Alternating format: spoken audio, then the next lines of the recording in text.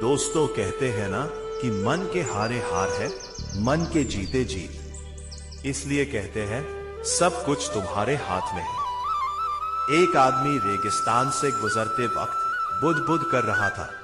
कितनी बेकार जगह है ये, बिल्कुल भी हरियाली नहीं है और हो भी कैसे सकती है।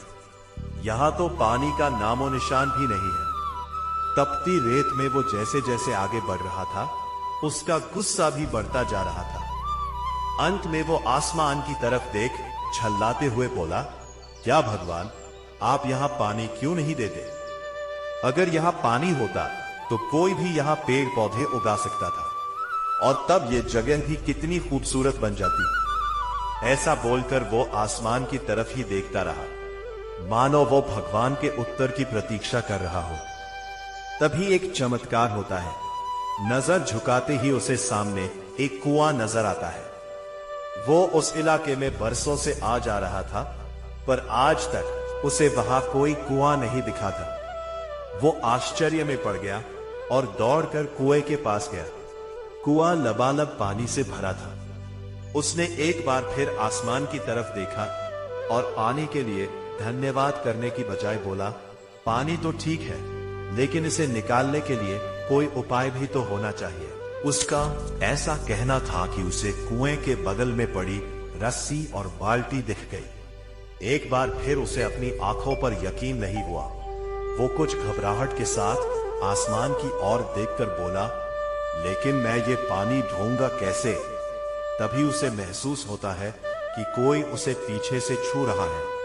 पलट कर देखा तो एक ऊंट उसके पीछे खड़ा था। अब वो आदमी अब एकदम घबरा जाता है।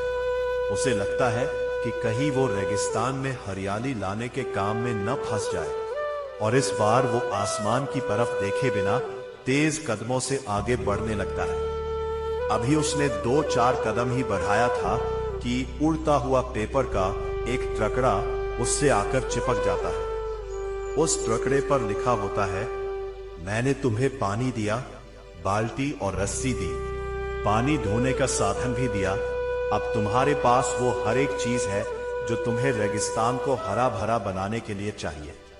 अब सब कुछ तुम्हारे हाथ में है। आदमी एक क्षण के लिए ठहर, पर अगले ही पल वो आगे बढ़ गया और रेगिस्तान कभी भी हरा भरा नहीं बन पाया। दोस्तों, इससे हमें ये सीख मिलती है, कई बार हम चीजों के अपने मन मुताबिक न होने पर दूसरों को दोष देते हैं। हम सरकार को दोषी ठहराते हैं, कभी अपने बुजुर्गों को, कभी कंपनी को, तो कभी भगवान को। पर इस दोषारोपण के चक्कर में हम इस सच्चाई को अनदेखा कर देते हैं कि एक इंसान होने के नाते हम में वो शक्ति है कि हम अपने सभी सपनों को खुद साकार कर सकते हैं।